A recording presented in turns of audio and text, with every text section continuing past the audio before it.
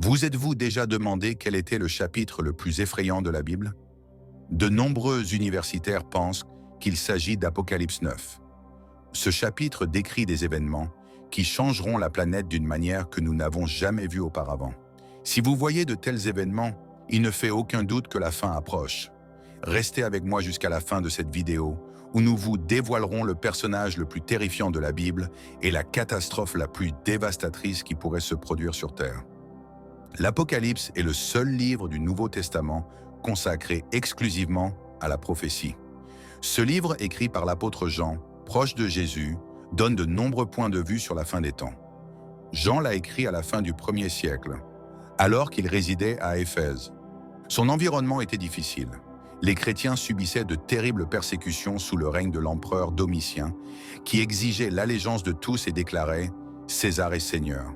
Cependant, les disciples de Jésus ont refusé de se plier à cette exigence, car seul Jésus était leur Seigneur. De nombreuses personnes ont sacrifié leur vie pour cette religion. Le livre de l'Apocalypse a fourni à Jean une révélation unique. Dieu a envoyé la parole à Jésus, qu'il a transmise à un ange, lequel l'a à son tour transmise à Jean. Dans ses fantasmes, Jean a été emmené au paradis, où il a entendu des voix et des chants passionnés et a consigné ce qu'il a vu. Le message principal du livre est clair. Jésus-Christ va venir sur terre. Ce fait apparaît 318 fois dans la Bible, ce qui en fait la prophétie la plus répétée de toute la Bible. Le livre de l'Apocalypse décrit les événements qui se produiront avant, pendant et après le retour de Jésus. Les Lorna sept trompettes, qui signalent les désastres et les jugements divins sur la terre, sont l'un des éléments les plus significatifs du livre de l'Apocalypse. Dans Apocalypse 8, les 4 premières trompettes retentissent et provoquent une catastrophe naturelle. La grêle, le feu et le sang pleuvent du ciel. Des montagnes explosives sont projetées dans les mers et un tiers des eaux du monde deviennent acides. Cependant, au 9e chapitre, les choses deviennent beaucoup plus terribles. Lorsque le 5e ange sonne de la trompette, quelque chose d'horrible se produit. Jean voit une étoile tomber du ciel vers la terre. Mais il ne s'agit pas d'une étoile ordinaire. Elle est décrite comme une créature qui possède la clé de l'abîme sans fin. Ce puits de l'abîme n'est pas un endroit réel sur terre que nous pourrions visiter. Il est décrit comme une prison pour les démons, dont l'ange déchu peut les libérer. Lorsque le trou est découvert, un épais brouillard se lève, bloquant le soleil et l'air. De ce brouillard surgissent des créatures terribles qui ressemblent à des sauterelles, mais qui ont un aspect horrifiant. Elles ont des visages humains, de longs cheveux comme des dames, des crocs de lion et des épines de queue comme des scorpions. Ce ne sont pas des sauterelles ordinaires. Contrairement aux sauterelles qui endommagent les plantes, ces créatures visent directement les humains, mais sont incapables de les tuer. Au lieu de cela, elles provoquent une douleur intense qui dure 5 mois, semblable à la piqûre d'un scorpion. Pendant ces 5 mois, les individus voudront mourir, mais ils n'y parviendront pas. Envisagez une misère si extrême que les individus sont prêts à tout pour l'éviter, mais même la mort ne leur apportera pas de réconfort. Selon Apocalypse 9:6, en ces jours-là, les hommes chercheront la mort, mais elle fuira loin d'eux. C'est le premier des 3 malheurs qui suivaient les dernières trompettes. À ce stade, qui sont les sauts démoniaques? La Bible fournit quelques suggestions. Elles sont décrites comme des créatures malveillantes qui sont emprisonnées jusqu'au moment opportun où elles sont libérées pour exécuter le plan de jugement de Dieu. En hébreu et en grec, leur chef s'appelle Abaddon, ce qui signifie « destructeur ». Ce chef n'est rien d'autre qu'un ange déchu, peut-être une référence à Satan ou à l'un de ses disciples les plus puissants. Cette description décrit les activités des démons et des esprits démoniaques qui se déchaîneront à la fin du monde pour torturer les personnes qui n'obéissent pas à Dieu. Il y a cependant une distinction importante.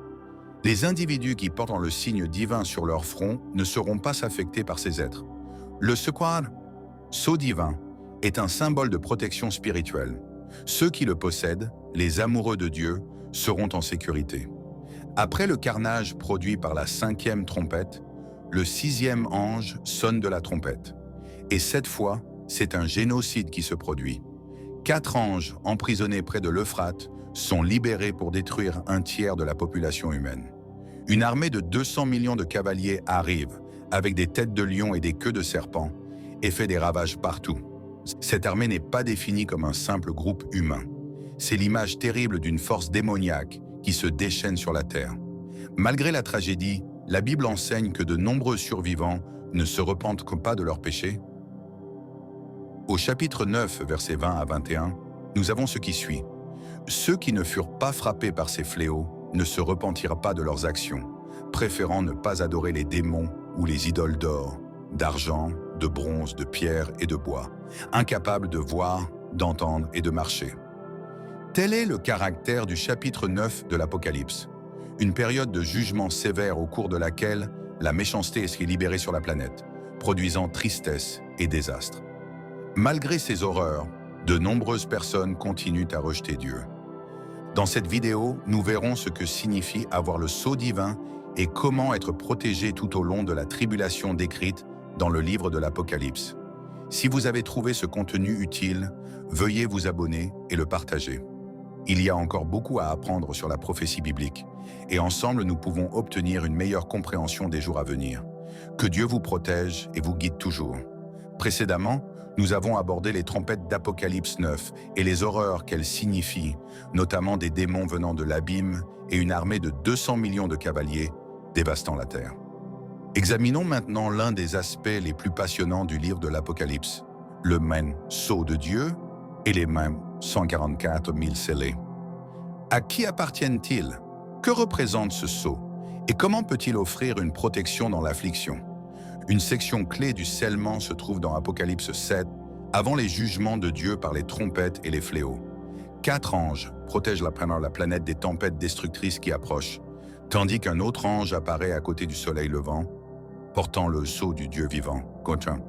Cet ange supplie les autres anges de ne pas endommager la terre jusqu'à ce que les esclaves de Dieu reçoivent le sceau sur leur front. Quelle est la fonction de ce sceau? Dans l'Antiquité, un sceau représentait la propriété et la défense. Les rois et les dirigeants utilisaient des sceaux sur les communications et les documents pour en assurer la légitimité et en protéger le contenu. Comme dans l'Apocalypse, le sceau de Dieu représente la protection spirituelle et la possession divine. Ce sceau identifie le porteur comme appartenant à Dieu et le protège des jugements et calamités imminents. Ces individus scellés sont décrits comme un groupe spécifique de 144 000 personnes qui sont choisies et protégées au milieu des bouleversements imminents sur la terre. Selon Apocalypse 7, 4, 8, ils viennent des 12 tribus d'Israël, avec 12 000 personnes scellées pour chacune d'entre elles. Le nombre 144 000 a une connotation symbolique. Il représente l'intégralité et la perfection du peuple de Dieu. Qui sont donc ces 144 000 personnes? Il existe plusieurs interprétations. Certains pensent que ce chiffre comprend uniquement les Juifs qui se convertiront au christianisme pendant la période de la tribulation. D'autres pensent qu'il s'agit de tous les disciples dévoués de Dieu, y compris les Juifs et les gentils, qui ont été reconnus comme membres du Seigneur. Quel que soit le point de vue, il est évident que ces 144 000 sont essentiels au plan de Dieu pour les derniers jours. Ils sont identifiés comme ceux qui n'ont pas été corrompus par les institutions tortueuses du monde.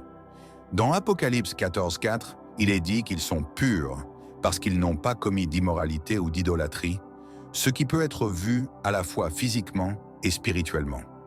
Ils sont appelés premiers fruits pour Dieu et pour l'agneau, ce qui implique qu'ils sont les premiers fruits d'une plus grande récolte, ayant été sélectionnés dans un but sacré et unique. Ces 144 000 sont directement comparés aux personnes sur Terre qui ne possèdent pas le signe divin. Alors que les scellés sont exempts des jugements, ceux qui n'ont pas la marque divine sont exposés aux maladies et aux tourments mentionnés au chapitre 9. Lorsque les démons sous forme de sauterelles sont libérés de l'abîme, ils reçoivent l'ordre spécifique d'éviter ceux qui portent la marque divine sur leur front et d'affliger les autres. Cela soulève une question importante. En Éphésiens 1, 13, Paul déclare sans équivoque que tous ceux qui acceptent Jésus-Christ et embrassent son message de salut sont marqués du sceau du Saint-Esprit de la promesse. Ce symbole spirituel est conféré à chaque croyant et l'identifie comme un membre de Dieu. Le Saint-Esprit atteste de notre future rédemption, garantissant que même au milieu de l'adversité, nous sommes spirituellement protégés et préparés pour la vie éternelle avec Dieu.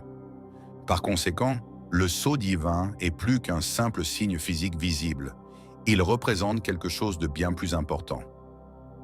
Le sceau signifie que nous sommes la propriété de Dieu. Le sceau symbolise que nous sommes la propriété de Dieu, obtenue par le sang de Jésus, et que quoi qu'il arrive autour de nous, nous sommes en sécurité en sa compagnie. Pour en revenir à l'Apocalypse, les 144 000 jouent un rôle important dans la guerre spirituelle actuelle. Non seulement ils sont protégés, mais ils servent aussi de témoins fidèles pendant la tribulation. Leur présence sur terre démontre le pouvoir de rédemption de Dieu et sa capacité à protéger et à sécuriser son peuple au milieu de la tourmente et des catastrophes. Dans Apocalypse 14, nous voyons les 144 000 ensemble avec l'agneau sur le mont Sion. Chanter un nouvel air qu'ils sont les seuls à comprendre. Cela montre que ces sceaux sont profondément liés à Jésus et au dessein de salut de Dieu. Ils ont été gagnés en tant que premier fruit de Dieu et accompagneront l'agneau partout où il ira. Cela signifie que leur dévotion à Jésus reste inébranlable, même face à l'adversité. Le point de vue de l'Apocalypse sur les 144 000 nous enseigne une leçon précieuse sur la fidélité et la persévérance. Dans les temps difficiles, ceux qui portent la marque de Dieu et lui restent fidèles seront récompensés et protégés.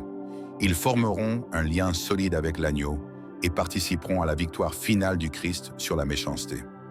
Il est important de noter que le signe de Dieu et la protection qu'il confère ne signifient pas que les fidèles sont à l'abri des épreuves ou des chagrins.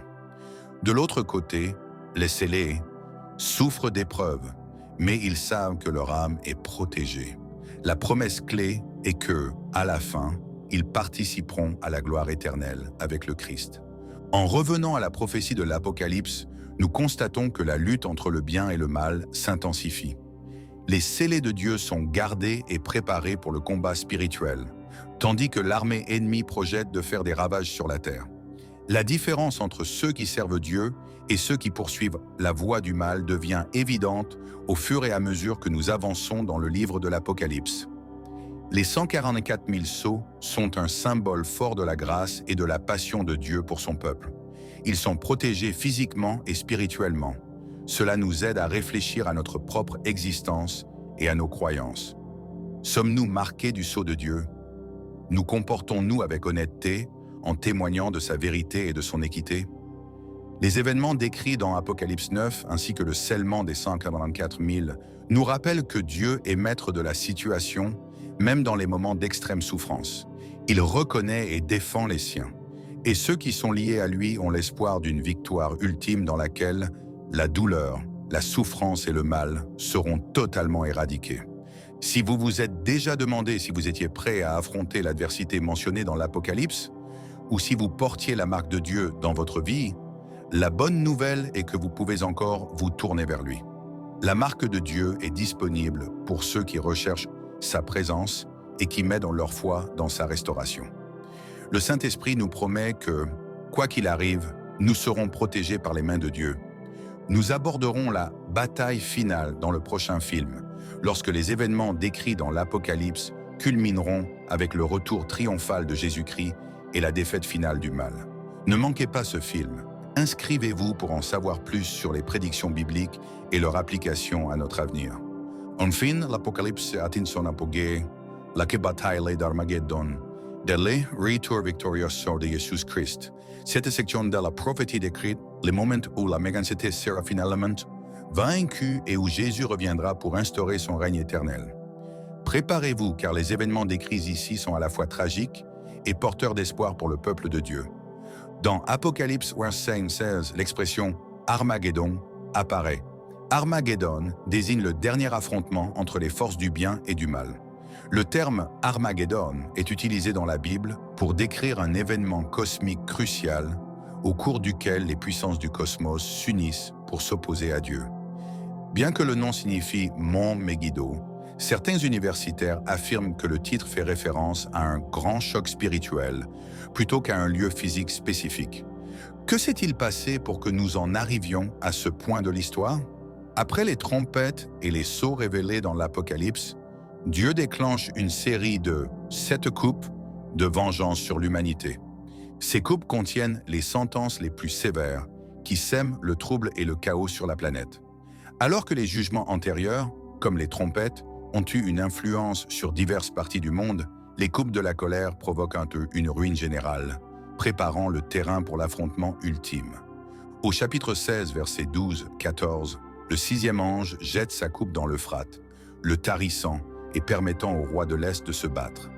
À ce moment-là, 3 êtres impurs, décrits comme des grenouilles, sortent des mâchoires du dragon, Satan, de la bête, l'Antéchrist, et du faux prophète. Ces démons ont la capacité d'accomplir des miracles et des signes, de tromper les dirigeants du monde et de les convaincre d'unir leurs forces dans la bataille contre Dieu à Armageddon. Nous pouvons observer ici les préparatifs de la plus grande épreuve de force de l'histoire. Les créatures démoniaques, dirigées par Satan et l'Antéchrist, se préparent à affronter Dieu et son armée angélique. L'Antéchrist, un dictateur mondial malin, doté d'un pouvoir démoniaque, séduit de nombreux pays et les amène à se révolter contre le Créateur lui-même. C'est l'époque où la corruption et la méchanceté sont à leur apogée, où les pays se soulèvent pour résister à la puissance divine. Cependant, avant de commencer la guerre, il est essentiel de reconnaître que Jésus-Christ avait prévu ce moment. Dans Matthieu 24, Jésus avertit ses disciples des signes qui annonceront sa venue. Il cite les guerres, les famines, les tremblements de terre et les souffrances. Mais il dit aussi « Alors le signe du Fils de l'homme apparaîtra dans le ciel, et tous les habitants de la terre se lamenteront, et ils le verront venir sur les nuées du ciel avec puissance et majesté. » Matthieu 24, 30. C'est le moment attendu, le retour triomphal de Jésus pour juger le monde et instaurer la justice. Dans le 19e chapitre de l'Apocalypse, au verset 11 à 16, Jean raconte une magnifique vision du retour de Jésus sur la terre. Il décrit une ouverture des cieux et un cavalier sur un cheval blanc. Ce cavalier est surnommé « fidèle et véritable » parce qu'il agit avec justice et combat avec vigueur. Ses yeux ressemblent à des flammes ardentes et il porte plusieurs couronnes sur la tête. Il porte une robe écarlate avec l'inscription « Roi des rois et Seigneur des seigneurs » sur la cuisse. Ce chevalier n'est autre que Jésus-Christ, revenu avec l'armée des anges pour vaincre le mal une fois pour toutes. Il emmène avec lui les troupes célestes, toutes montées sur des chevaux blancs et vêtues d'un lin blanc immaculé de grande qualité. La force de Jésus est évidente. Il n'aura pas besoin d'aide humaine pour gagner le combat. Une épée tranchante repose sur ses lèvres, symbolisant sa parole forte. Par ce vœu, il dominera les pays et détruira les armées qui lui résisteront. Cet événement marque l'accomplissement final des promesses de Dieu. Depuis le début de la Bible, l'histoire a prédit que le mal serait vaincu et que la justice gagnerait. Le retour de Jésus représente la conclusion du temps du péché et de la corruption. Tous sont vaincus, y compris Satan, l'Antéchrist et le faux prophète. Selon Apocalypse 19-20, l'Antéchrist et le faux prophète sont jetés vivants dans l'étang de feu, qui est une région de misère sans fin. Dans Apocalypse 20, Satan est emprisonné et enchaîné pendant 1000 ans. Il est précipité au fond du puits, où il sera emprisonné et incapable de tromper les gens pendant le millénaire.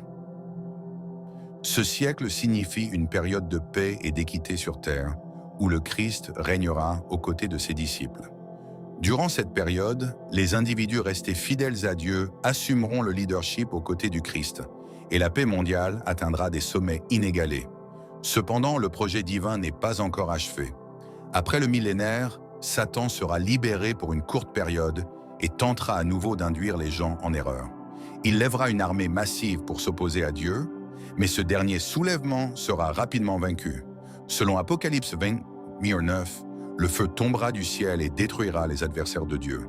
Satan sera alors jeté dans l'étang de feu qui abrite déjà l'Antéchrist et le faux prophète, où il sera torturé pour l'éternité. Après la victoire finale sur Satan, le grand jugement du trône blanc a lieu comme décrit dans Apocalypse 20, 11 à 15. C'est le moment où tous les défunts, grands et petits, seront soumis à Dieu pour être jugés. Les livres seront exposés et chaque personne sera évaluée en fonction de ses réalisations. Ceux dont le nom n'est pas inscrit dans le livre de vie seront jetés dans l'étang de feu, le destin ultime des méchants. Cette décision met fin au péché, à la mort et à tout ce qui est impur. Cependant, pour les fans, ce n'est pas la fin de l'histoire. En réalité, elle représente le début d'une nouvelle création. Dans Apocalypse 21, Jean décrit une nouvelle perspective. Je vis un ciel et une terre renouvelés, car le premier ciel et la première terre avaient disparu et la mer n'était plus. Apocalypse 21, 1.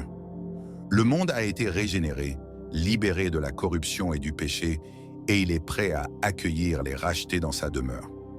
Dans ce chapitre, nous voyons également la Nouvelle Jérusalem, une ville céleste qui s'élève du ciel, habillée comme une femme préparée pour ses noces. Cette ville représente la présence éternelle de Dieu parmi son peuple. Jean entend une voix venant du trône qui dit « C'est la demeure de Dieu parmi les hommes. Il habitera avec eux et fera d'eux son peuple, et Dieu lui-même sera avec eux. » Apocalypse 21, 3. Dans ce nouveau cosmos, il n'y aura plus ni deuil, ni misère, ni larmes, ni lamentation, puisque les premières choses ont disparu. La dernière vision de l'Apocalypse montre l'achèvement du grand plan de salut de Dieu. Toute la misère, la douleur et le mal qui ont caractérisé l'histoire humaine depuis le début seront éradiqués à jamais. Dieu changera tout, et les fidèles vivront à ses côtés dans une paix et un bonheur permanent. Telle est la glorieuse destinée de ceux qui portent la marque de Dieu et restent fidèles jusqu'à la fin.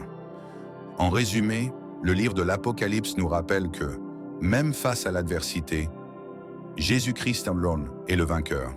Son retour est certain et il apportera le jugement dernier et le salut complet. L'avenir est plein d'espoir et de promesses pour ceux qui placent leur confiance en Dieu et suivent sa voie. Si vous avez trouvé cette vidéo utile et appris quelque chose de nouveau, veuillez vous abonner à la chaîne et continuer à suivre nos recherches. Il existe de nombreuses possibilités d'explorer la parole de Dieu et ensemble, nous pourrons acquérir une plus grande compréhension de ses desseins pour l'humanité. Que Dieu vous protège et vous guide jusqu'au jour joyeux du retour de Jésus.